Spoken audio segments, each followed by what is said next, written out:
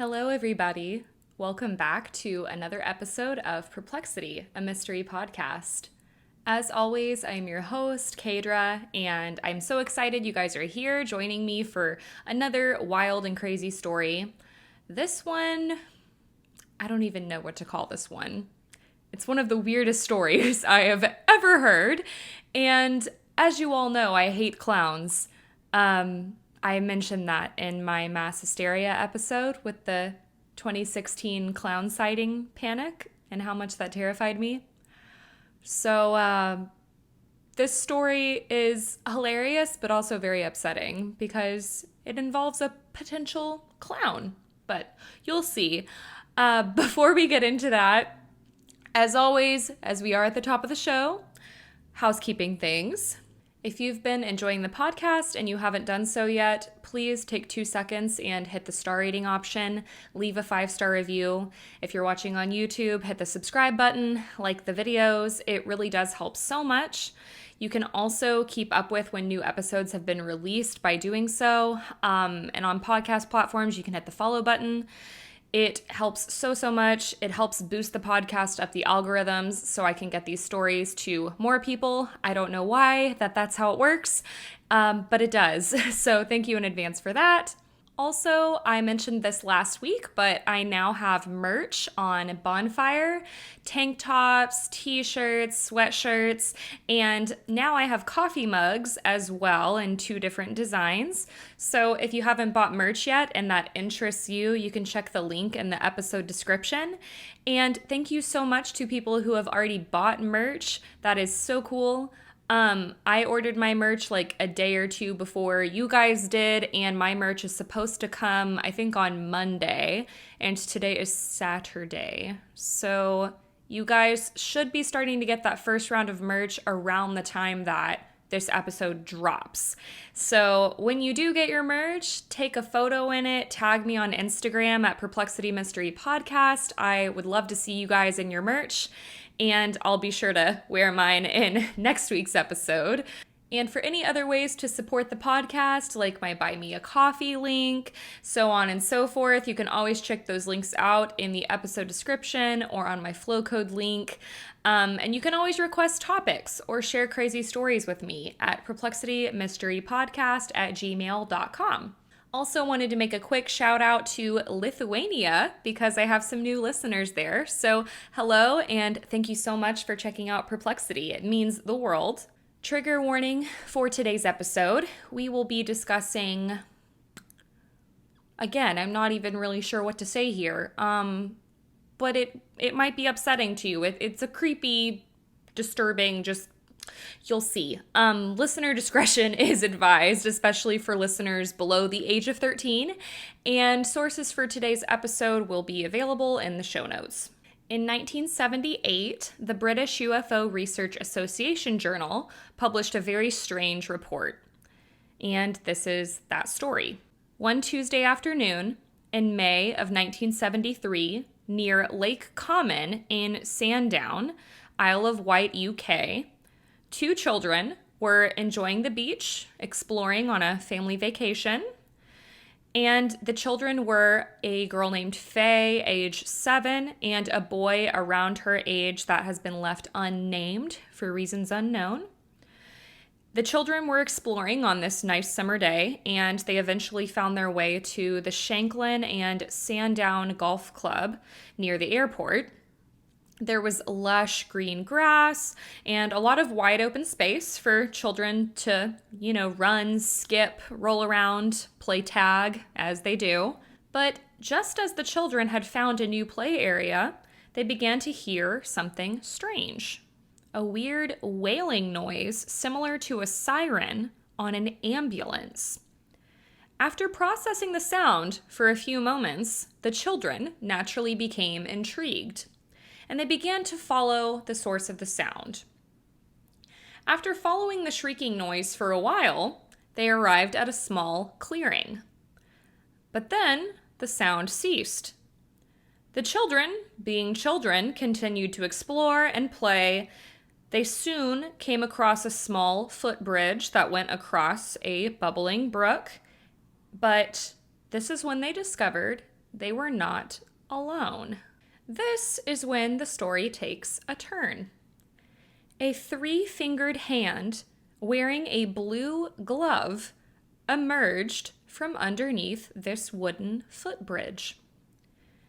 This figure also had a book in its hand, and the children must have startled this mysterious figure because it dropped its book into the water and then it had to quickly retrieve it.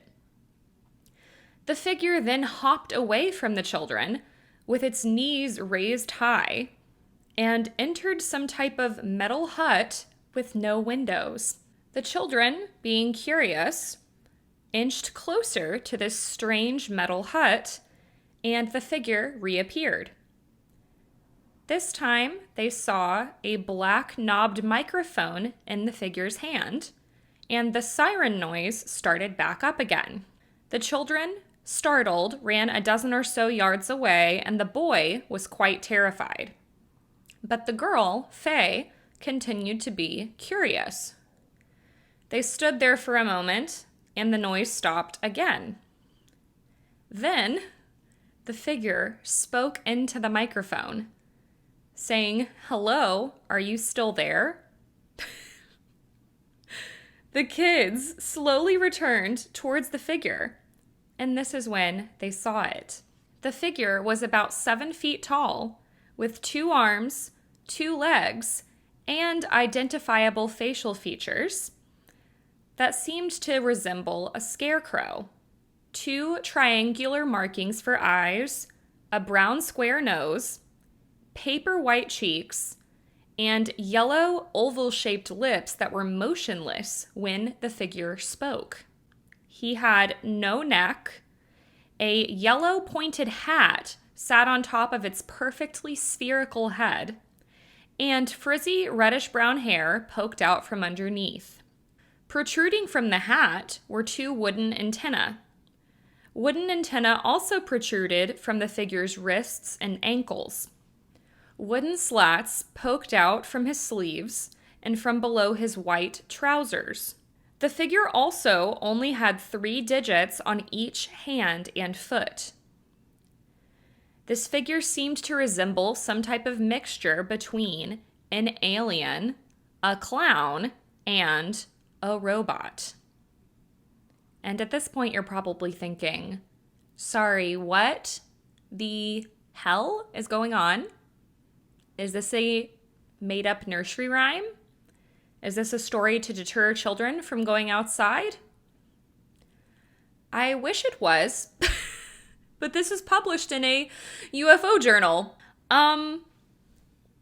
It is a thing of nightmares, to say the least. This figure also had a pretty interesting outfit, and this is more of where the nickname Sam the Sandown Clown comes from. It wore a green tunic with a red collar, blue gloves, frilly trousers, and sleeves. Its feet were bare, and upon closer inspection, the children noticed that its clothing was ragged and torn. As the figure got closer to the children, they saw it was holding a notebook. In this notebook, the figure wrote a message. With large letters, it said, "Hello, and I'm all colors Sam," pointing to each word in order, which Faye read aloud. Faye and the boy noticed that Sam hadn't written the words, though, in the correct order.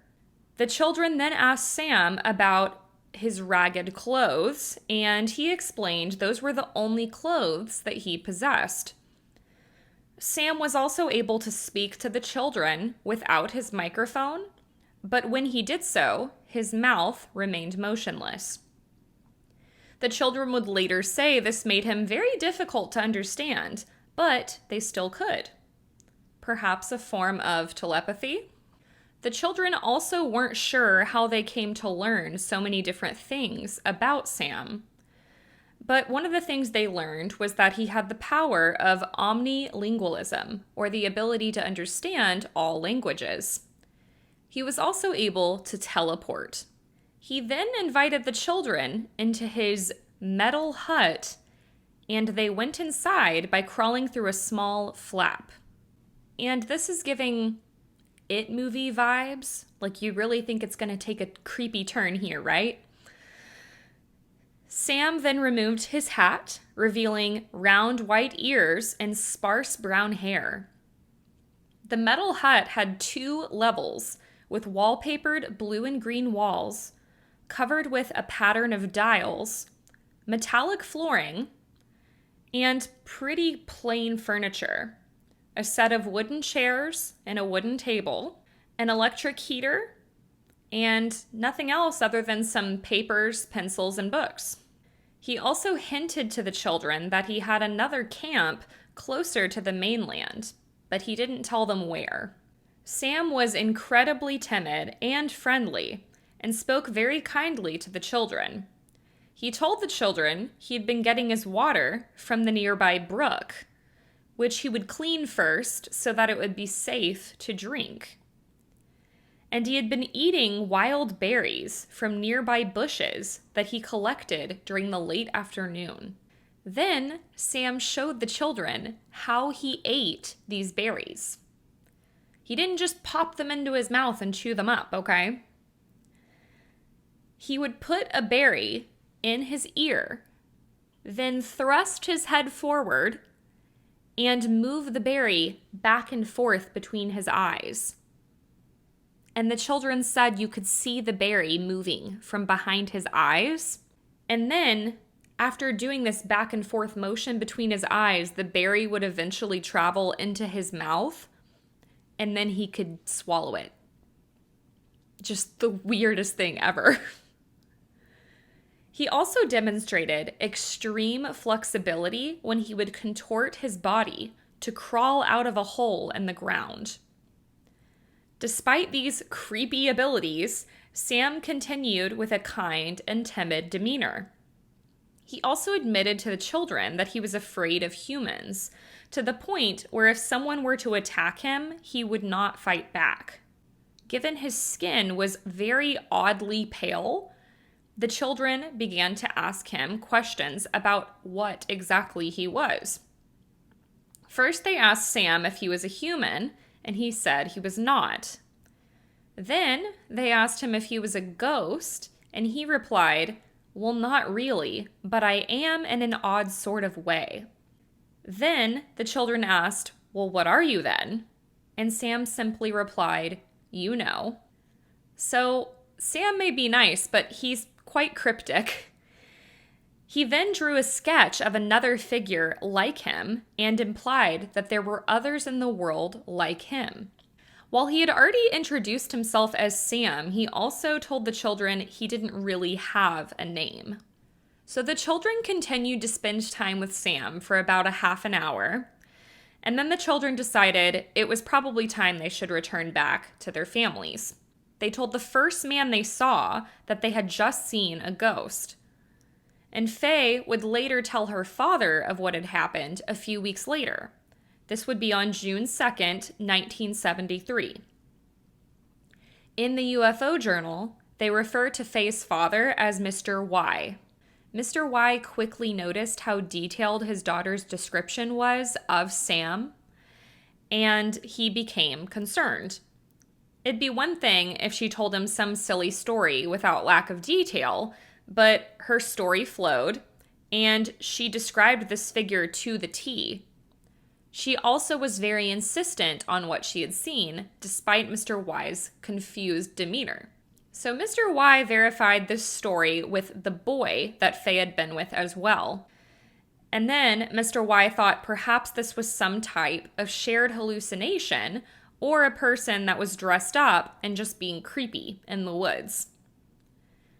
But Mr. Y had also had some strange experiences with the unknown. It turns out 3 years earlier, on a Tuesday, October 20th of 1970, Mr. Y was on the Isle of Wight driving towards St. Helens to visit a friend. He saw a large multi-lit, what he described as an aircraft, and this appeared in the sky on his right-hand side. The aircraft flew low along the river Yar. He pulled over when he saw this, and he was able to see more details, which he described as, quote, a wide ring of 7 or more lights, each of them a large and clearly defined sphere, like a bright red cherry, and interspersed with a turquoise and white light. No sound could be heard, end quote. When Mr. Y began to drive again, the object continued to fly parallel to his vehicle. The object eventually flew behind the car and began to slowly rotate. And I'm not sure why he did this, but at this point, Mr. Y stopped his car again and started to signal the aircraft. I don't know if this was to try to get it to land or get its attention, but he tried to communicate with whatever this aircraft was. The aircraft followed him all the way to his friend's house, where his friend also verified witnessing this object. His friend said it was like the object was playing hide and seek between the treetops. The object was gone later that night. But after that, Mr. Y reported he would occasionally see single balls of red light in the sky. These lights would hang stationary, or sometimes they would move and follow him. Then, on March 1st, 1972, between 9 and 10 p.m., Mr. Y had another strange experience. He was sitting on the cliffside at Compton Bay when he saw 2 yellow lights peering up at him like the eyes of some horrible sea monster just below the water's surface. Mr. Y would tell the Bufora Journal, quote, I get the impression that Faye was somehow taken into a bubble of alien reality created by this strange personage. He told them he had just made the hut. Also, Faye told me that while they were talking to this ghost, quote unquote, 2 workmen nearby were repairing a post, and they paid no attention to the weird charade, as though they could not see it, end quote. Mr. Y also later visited the same area where Faye had claimed to meet Sam, and no sign of Sam or his metal hut was found. So, could Mr. Y's strange experiences perhaps be linked to his daughter Faye's experiences? As both of the children grew up, they continued to insist this was all true, and they never admitted to this ever being fake or some type of hoax. So let's get into some theories as to who Sam could have been. So some people, of course, believe he was just a human in some sort of costume, or perhaps a person down on their luck. Maybe they had lost their home, were surviving off the land.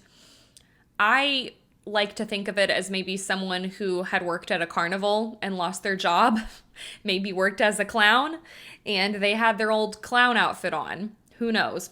Perhaps it was someone dealing with alcohol or drug abuse issues or mental health issues, which could explain the eccentric behavior and ragged appearance. Other people believe it could have been a ghost or some type of fairy or other supernatural being. There are also some who say he was a robot. Others say he was an extraterrestrial being, like an alien, which could explain Mr. Y's strange encounters with what seemed to be UFOs.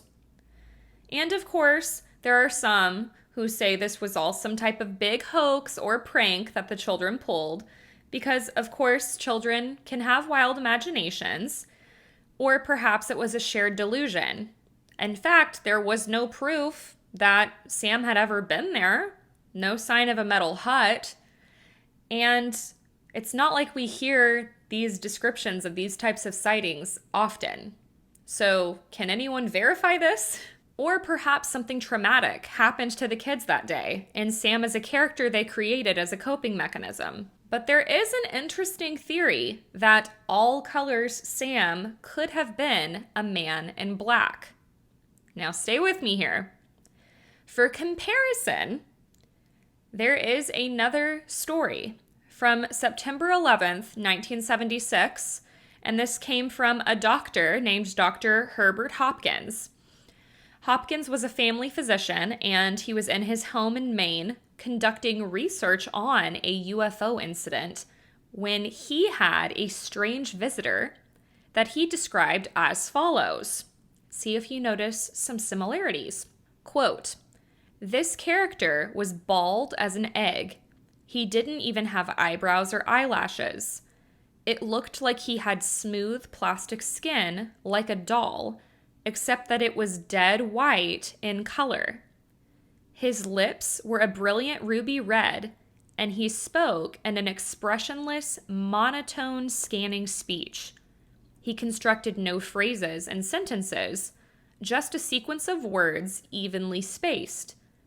His voice was completely passive with no inflection or intonation, as if you were hearing it from a machine that could talk.